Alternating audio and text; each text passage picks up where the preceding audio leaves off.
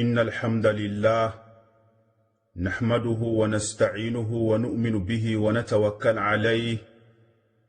ونعوذ بالله من شرور أنفسنا وسيئات أعمالنا من يهده الله فلا مضل له ومن يضلل فلا هادي له وأشهد أن لا إله إلا الله وحده لا شريك له وأشهد أن سيدنا ونبينا وعظيمنا وحبيبنا محمد رسول الله خير من وصل الرحم وعلى آله وصحبه وسلم تسليما كثيرا. آخدروا والله سبحانه وتعالى واتيغنا وصلني النبي من كما ngasedene nanti tongu bati kamanen tadi agantanya Allah ngasedene nanto mankendo kanando sere dire kengani annabi nyimmekei Allah komenyani age farenyani akhideru sugandi ndenya lenki sumpusonne nogondi sumpusonne kebe silama gungararaga nankirdi katai bawni tagajikwani gelli silama gun tage jikurgintonga silama gun aragana na silami laga na jikundi nantani sumpunchoni ti khairin kinyangundenga adu na mantora laga na nyonto baki kama takatien pakhella nyiranga ona bartenga ona jonga nanti yaqulu Allah ta'ala wa'budu Allah wa la tushriku bihi shay'a وبالوالدين إحسانا وبذي القربى. الله سبحانه وتعالى أهارغنا نمو من سرغنا سوچوين ديره كندونه نانتي سروبينو أغا تونغي تيكي الله قديكي الله باني أباتو كوت أغا مغفلندي كهيا ساقي أغان شروكاتا سارانون بليا إحسانا نكي يره كندونه أدارتي ناكرانيي كني سروي دامبي سوي aho logenga gelli diganchiri konge saranundanga Allah subhanahu wa ta'ala timani gadi ati wa bidhil qurba adu marin tinto gillagana isiro ingana nyakata saranunga saranun kamarin tinto ngani kubenua lemmen naraga ana kunchoni wa yaqulu al-Mustafa sallallahu alayhi wa sallam annabi nimme sallallahu alayhi wa sallama aharagana nakoda ngani ati إن الله خلق الخلق حتى إذا فرق من خلقه قالت الرحم هذا مقام الآعد بك من القطيعة قال نعم أما ترضين أن أسل من وصلك وأقطع من قطعك قال بلى يا ربي قال فهو لك قال رسول الله صلى الله عليه وسلم فاقرؤوا إن شئتم فهل عصيتم إن توليتم أن تفسدوا في الأرض وتقطعوا أرحامكم. النبي صلى الله عليه وسلم أتبرم بي الله سبحانه وتعالى غرارغا نتغيهون نشورغا نسوتغا سنبوكو سانتا غرباسونا نجرنا نشيكي كن شيكي دينغراي أواتي الله تنغيهوسو شيكي دينغراي نهايري كندوني أغان قوى تنغاي لغنا نموندان كي نغالي الله تي يبوكي أتي سنبو دانغاني yala anta dungine na yemmen choni kebe gadan choni ama nangani kebe na barkira hinyagondi kebe ga tikti tanken chumpua na yemmen qaraga na kutu ama nangani kebe ina barke baga hinyagondi kebe gadan ken chumpu kutu sumputi yabo Allah iya kemunda awalla tira kenya danga kenu qone annabi nimme sallallahu alaihi wasallam ada kunanti kada Allah ayen qara Allah gati yala aga tintuna ba aga falla warni baka qur'ana kenya marni digamunga aga na kusantari bonondindi kempalle makenga he yala aga kunyana ba ignara ga naganya soronyi mankunga birambe aga nari bonondinde ndabari munyenya ren kamma ken kamma wose aga nelle sumpun karaga na kadi naga kutu kesu kana raga na hobira ga na koyoyi awa koni nanti sumpu dina laga na nyamar ndi tai ken dalilenga baka qur'ana nogondi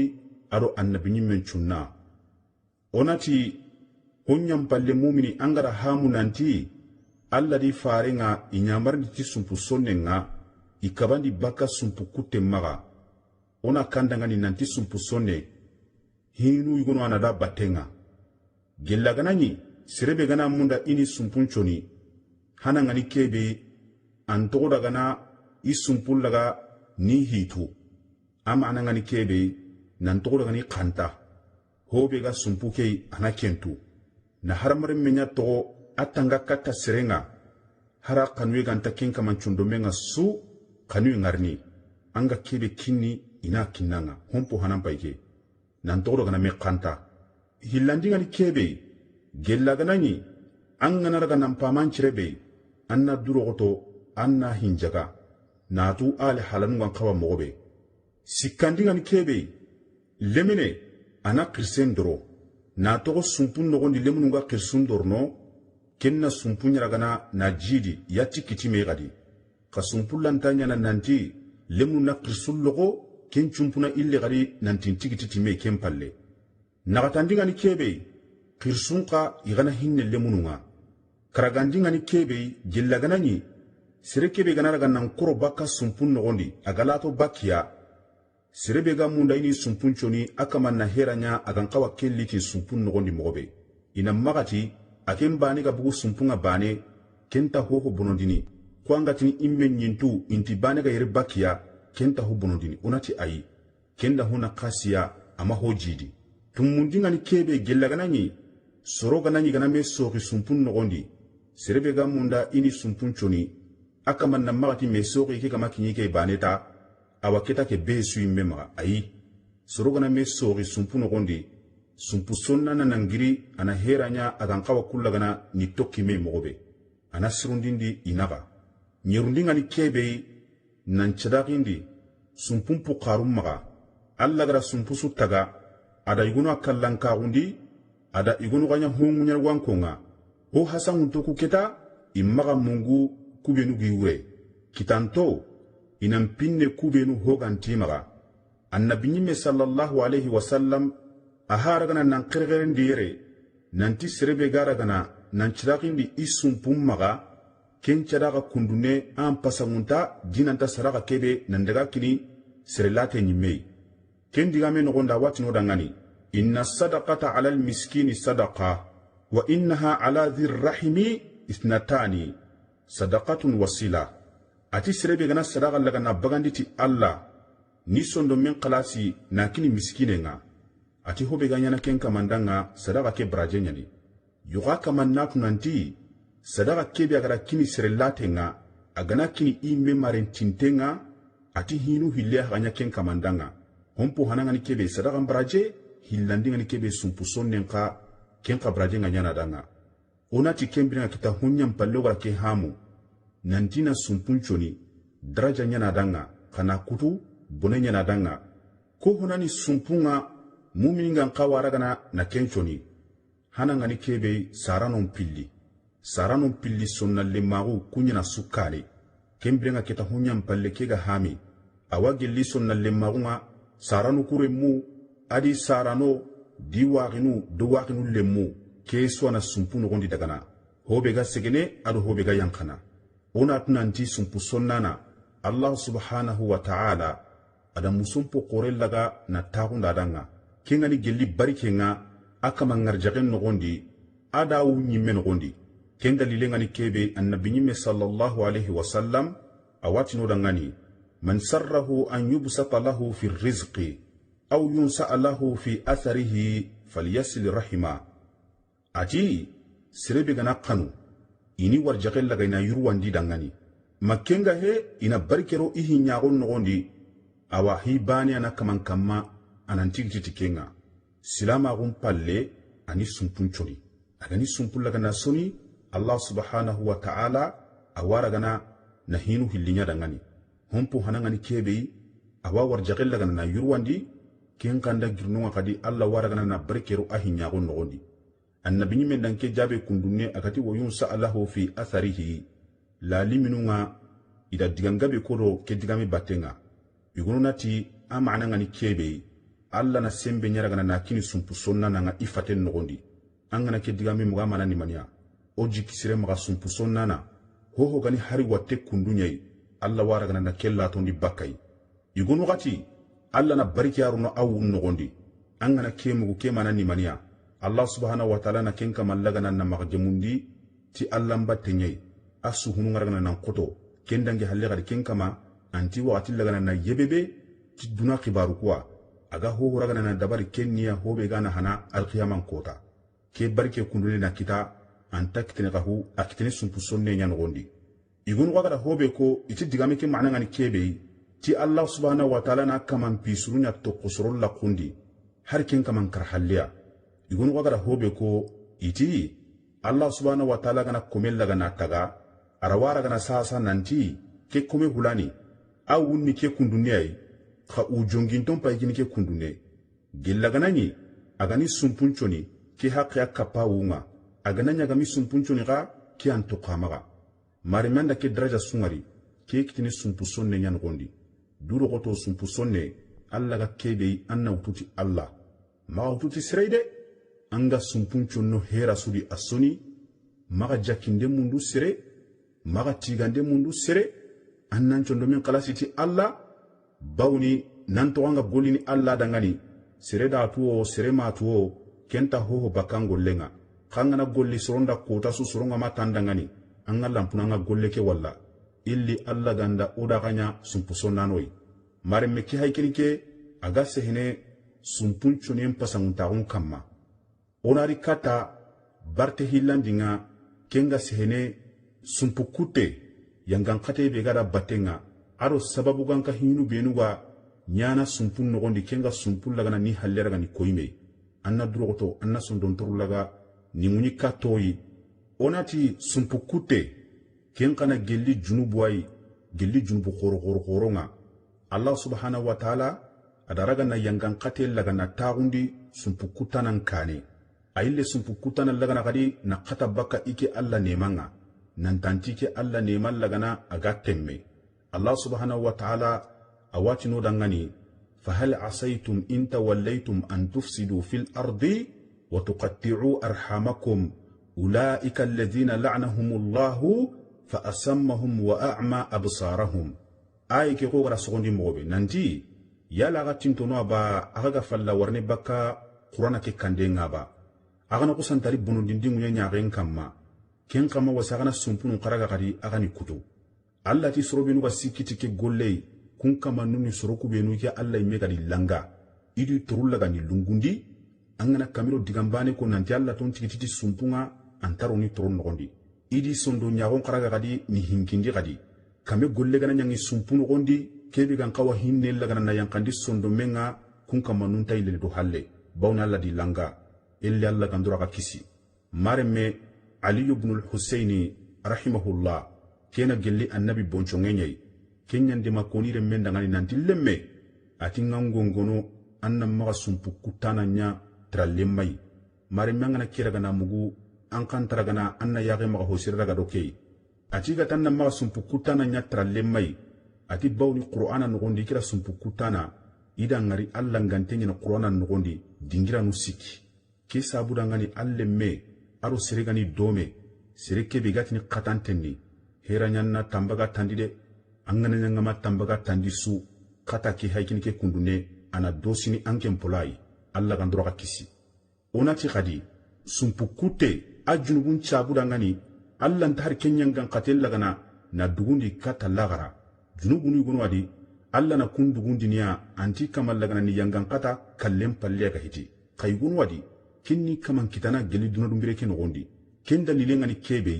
annabi nyimen jabe nyani kisiru ne maga kamma awati no dangani ma min dhanbin ajdaru an yu'ajjila Allahu li sahibihi al'uqubata fi dunya ma'a ma yudakhiru lahu fi al-akhirati min al-baghi wa qati'ati ar-rahimi ati junubu suntadi ken junubu kundune ayangan katengan kawati jontaunga ni dunken kita ke dunadumbire nogondi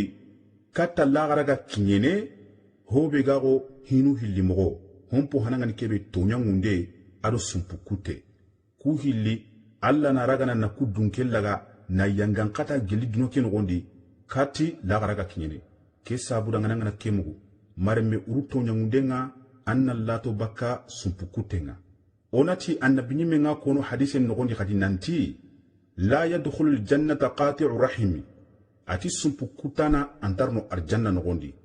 konta munda igarno arjanna nogondi nkiya munda anki ngamundo tonanga munda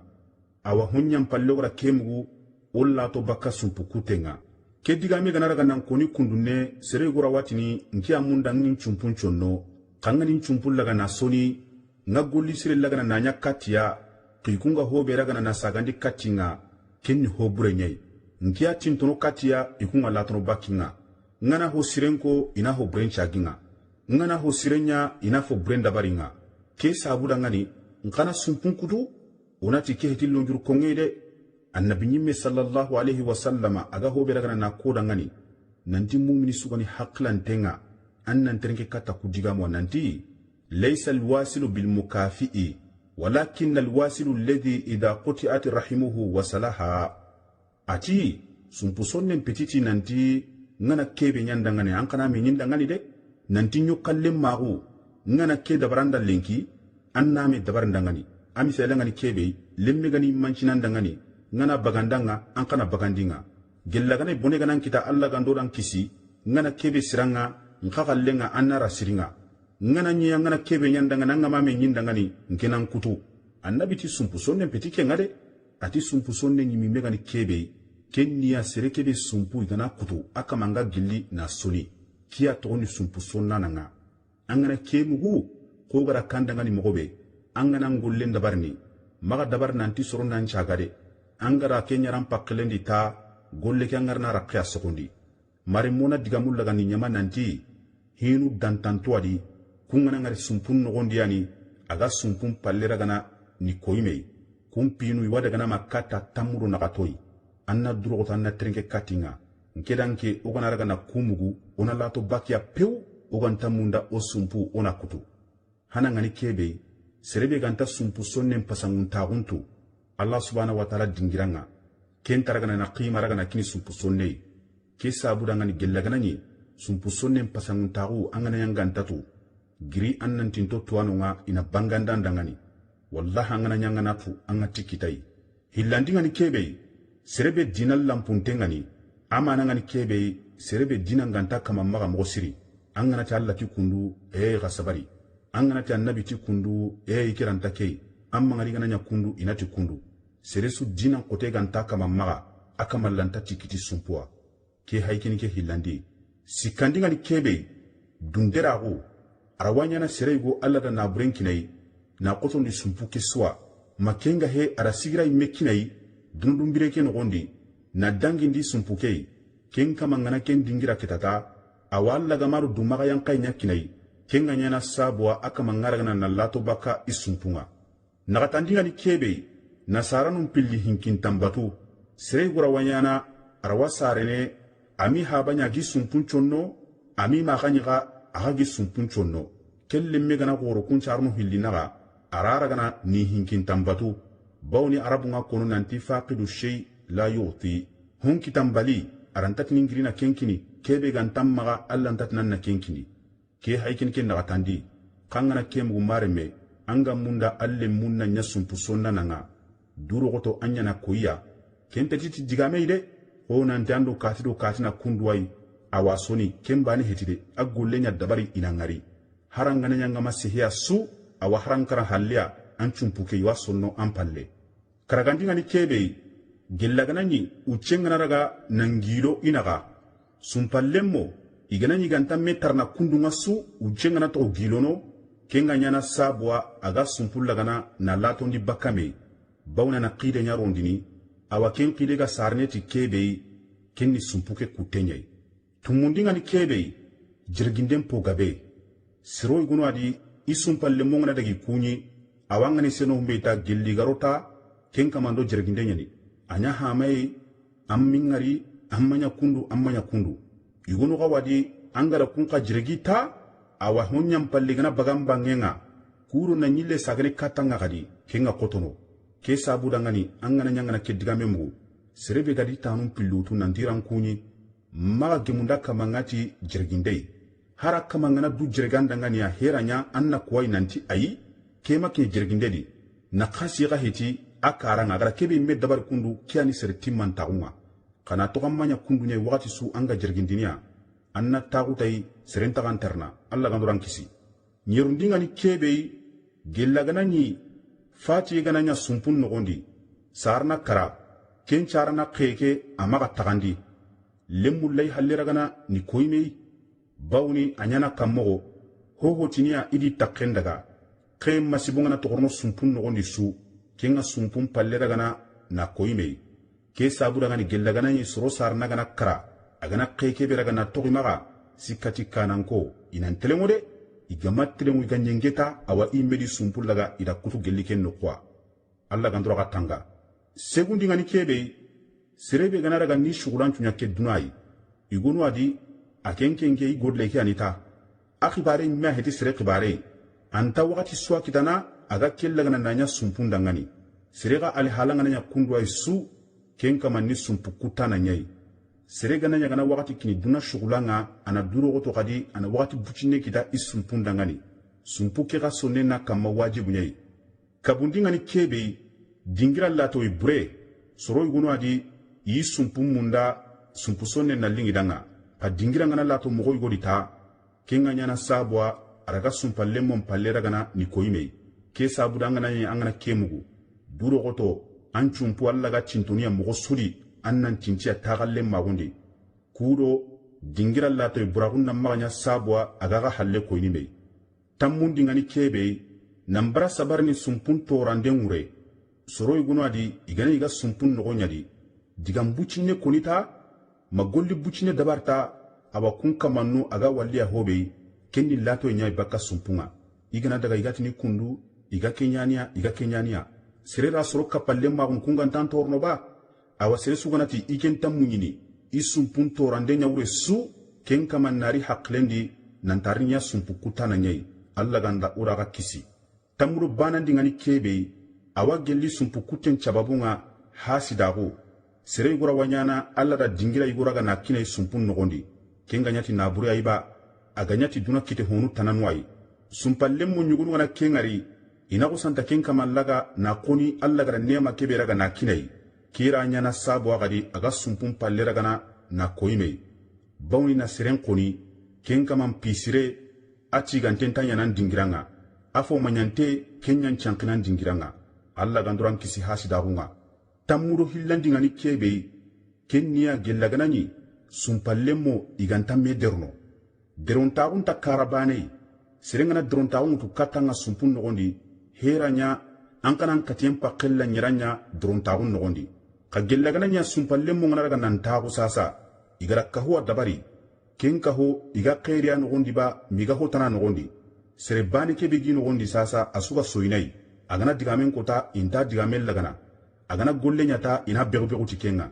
kenga nyana sabu aga daga serella gana na latondi baka sumpunga ke sabu danga ni sumpallemo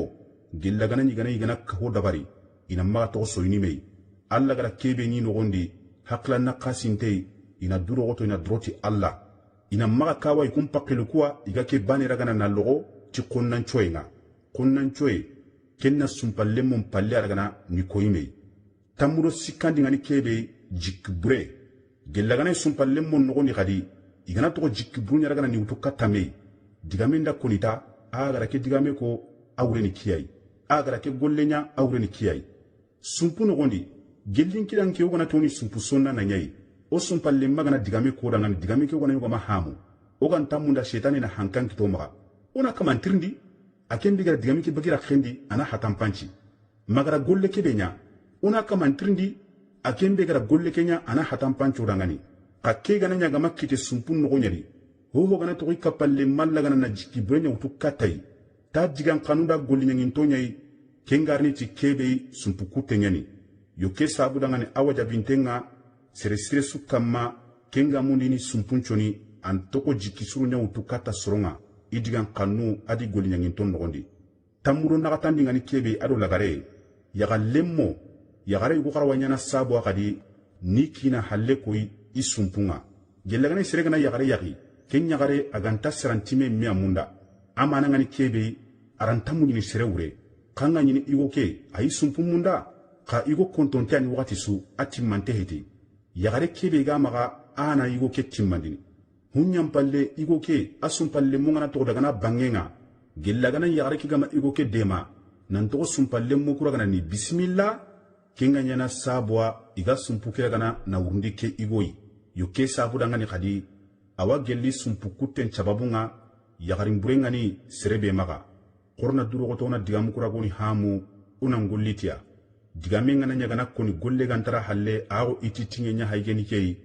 direntay billati lemme kembirenga kita digame na hantai golle gantara batenga illi alla ganda odaganya golli sagano iti digamukwa wa Allah subhanahu wa ta'ala nyagana illi alla ganda odaganya sumpu sonnanoi illi alla gandonya munyanoi uraka sumpu lagana namunyi illi alla gandonya siranoi uga sirono kato sumpunga illi alla gandonya demandanoi ugo sumpu lagana na dema mare mura ke honnya kita sababa gana kite agrika manchire nyai khataw gana kite agritu agullo gon tagu nyai wa sallallahu ala sayyidina muhammadin wa ala alihi wa sahbihi wa sallama tasliman kathira wassalamu alaikum wa rahmatullah wa barakatuh.